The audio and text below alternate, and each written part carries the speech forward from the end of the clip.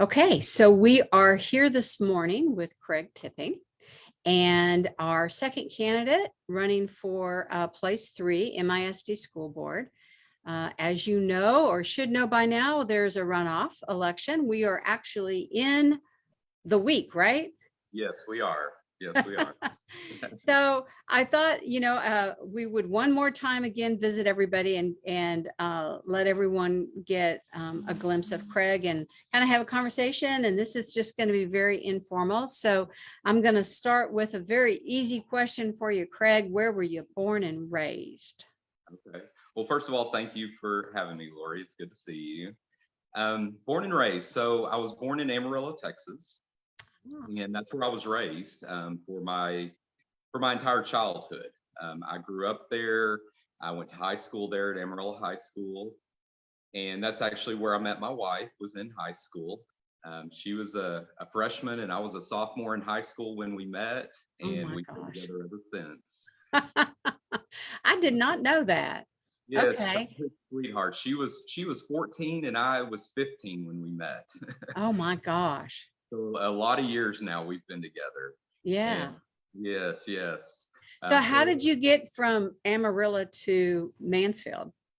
Well, so after high school, I went to West Texas A&M University, which is outside of Amarillo in Canyon. And I got my undergraduate degree in kinesiology, a Bachelor of Science in kinesiology, which is like sports and exercise science, basically. After that, I decided that I wanted to go to physical therapy school. And so I applied to many schools, got into a number of those, but ended up deciding to come to UT Southwestern Medical School over in Dallas. And so that brought us to the DFW area. Okay. So that was for my graduate school, my master's degree. And we lived in the mid-cities area for a while.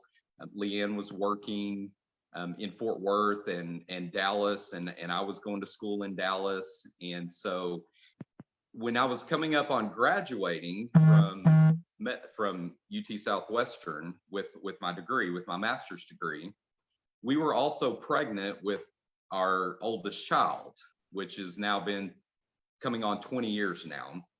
And so we were looking for an area that we wanted to settle down in, an area that had a good homey feel to us, that had a good school system now that we were starting to have children. And after looking around the area and so forth, we chose Mansfield. It had an excellent school system. It had a great community. And so we ended up buying our first home here in Mansfield. And that's the crazy part. I think I may have mentioned this to you before, but I graduated from graduate school. We had our first child and we bought our first home all within a 1-month period. Wow. And that, that is what brought us to Mansfield. And like I said, that's been nearly 20 years. This summer will be 20 years that we've been here. So Okay. that's what got us here in the first place, the Mansfield area. So physical therapy, is that, how did you gravitate towards that? Well, so I've always been in sports my entire life. I played every sport imaginable. My wife even remembers back in high school, my freshman year, I played 5 different sports in high school. I don't know how I did that. I had no time for anything else. But so I've always been into the athletic side of things. And then that helped, that sent me over to that realm of, okay, if I'm not going to play sports long term, how can I still be involved? And I started volunteering. I started volunteering at a physical therapy clinic when I was in college, just to make a little, to get a little experience. And then they hired me on as a technician so I could make a little money while I was in college. And I really loved helping. I loved seeing how people, went from one thing in life, they were injured or they had some type of medical trauma, to then being able to elevate themselves to a higher level, to get back to independence with something, or just that progression of healing and so forth. And I really loved it. I just was doing it as a job to begin with, but I really loved seeing that progression. And so that sent me down that path of wanting to go into physical therapy. And that's taken me in a lot of different avenues since I've had my degree. I started out, just as a basic physical therapist, just doing rehab at an outpatient clinic. I got recruited away to do work hardening, so people that got injured on the job, getting them back to their job. And then that led me into home health care, where I go into the homes and I see patients that are elderly or disabled, homebound for some reason. And it allows me that opportunity just to pour into them in a time of need. And that's something that I really love doing. And I feel like that's something that has kept me in physical therapy so long, is I love seeing people that are struggling or down, and being able to give them the tools and give them the opportunities to just grow and get to a higher level, like I said earlier, more independent, feeling confident about themselves, being able to do things for themselves that they haven't been able to do in years.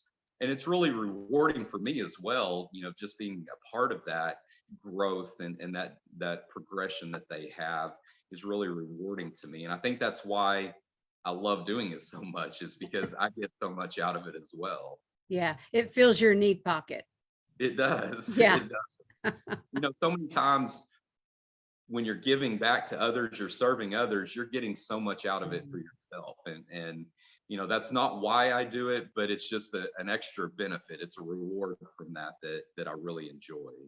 Well, and I think that's the secret of success, is knowing what it is that your talent is, and then being able to do something for other people. That's Yeah.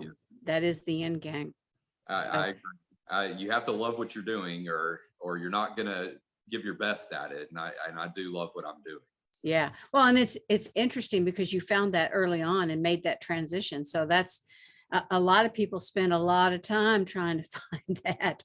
So you're one of the lucky ones in that regard. Find that early on in college, and I'm grateful that I did, because it's Yeah. led me down the path that I'm on now. Yeah. So talk to me about your desire to be part of the school board, and why you decided to run. What was the motivating factor for that? Well, a few things. My wife and I have always been very involved in our community, through our church service, through community service, through volunteering with the school district, whether it be in the schools themselves or at a district level. We've always been very active in that. And I really enjoy serving. I think my profession lends me to be kind of a servant to people, but that carries over into all aspects of my life, and just wanting to give back in so many ways kind of led me to serving through the school district. And once I got involved with the Phoenix Academy and started serving there, doing youth mentorship through the Phoenix Academy, serving on the site-based committee, and also through the PTAs. I mean, most parents are probably involved in the PTA somehow, but those are just opportunities that I had to be able to give back. And I just kept wanting to do more with that. And I've mentioned before, I have 3 kids, 2 that are older, 1 that just graduated this year, but then we also have an 8-year-old. And so we have a lot of years left in the school system, and they've all grown up and spent their whole time in the Mansfield school district. So this has been our school district for the entirety of my kids' school career. Well, with that 8-year-old, I said, there's a lot of years left. I want to continue to give back. How can I do that? And I started looking at the school board, and I've always attended or watched school board meetings for a number of years. And I was like, that's something I can do. That's one way that I can give back. So I really started spending more time. I started looking at what it would take to be on the school board, and started getting prepared for over a year now, probably close to 2 years, really, once I go back and look at it, of, okay, what is this going to take to be on the school board? What all does it entail? Is it something that I feel like my experience would lend itself to, and I felt like it was. And so I decided to dive in. I decided to just, go all in and say, okay, I'm gonna serve in one of the biggest ways that I think I can within the school district, and that's through the school board. And so, um, So I'm going to ask you a question because you said something, the research and the looking into what it takes. What did you find? I mean, what was your overall assessment? well, so I looked at, first of all, what does the school board do? I Yeah. think that's what you have to understand first. And of course, one of the biggest things that we do is to hold the superintendent and her staff accountable for what's going on within the district. Is the curriculum the way that our community wants it to go? Is the budget set appropriately so that it fills the needs that we have as a district, but doesn't over tax or put a burden on our tax base and so forth? And so I started looking at those types of things, and I was like, I can be that liaison between the district and the community, because I feel like that's a lot of what the school board is. We're community members. That's that liaison of the back and forth. And I feel like I've always had a good uh, a way of communicating, one with my patients, but also with others within the community since I've been involved. And I felt like I could be that good go-between between the district and the community. And I feel like that's an important part. We have to be accessible to both sides so that we can really make a difference. If we're not listening to all sides, then we're going to pigeonhole ourselves as a district as into what we're doing, and that's not what we need. We're a very we've got a very wide area within our district that we cover as far as area, but also diversity. And so we have to be willing to pull all of that together to make good decisions for an entire district. Yeah, there's so many changes going on today, across the US, just, not to mention just in Mansfield, but there's just so many different things going on. It's going to be quite a challenge. Is that something that you've thought about as well? It is. I mean, I've weighed that out. Obviously, when we're in a time like this, so much we've spoken about COVID over the past couple of years, and just the challenges that's offered. But I mean, we're in a struggling economy right now, and so I realize that affects people's decision making and so forth. We're in a time where there's a lot of challenges with the diversity aspects within not only our community, but just throughout our country right now. There's a lot of questions in regards to those types of things. And I feel like I have the experience in those areas. Like I said, I volunteer. I'm a deacon at my church. I've been there 13 years, and we're the most diverse church in this area. And I've had the opportunity to be in leadership, to lead a diverse group, but also be led by a diverse group. I've volunteered in many situations where there's people from all backgrounds, all histories. And so I feel like I have that experience to draw from, and that will allow me to make decisions on the school board and listen to all of those types of groups, since I've had that experience in doing it, to make the right decision that covers all kids, because that's what we're here for. We're here for these kids. I mean, mine included. Mine's still part of that group that I'm here working for, but we're here for the kids, and we've got to look at what's going to benefit all of them and help them grow and get to that point that we want them to be at. And that's to graduate and be successful in life, or whether it be college or their career or the military, whatever it might be, that they're going to be successful in that and well-rounded. Yeah, absolutely. I have to say that in this day and time, for anyone to willingly decide that they're going to run for anything, kudos to all of you. And thank God there are people that are willing to do that and put themselves up for that. So no matter who it is, you know, I'm grateful that there are people willing to do that and to take that on. It is challenging, and you know, I understand the responsibilities. I've had some people say, you're either brave or you're crazy. I don't know which one.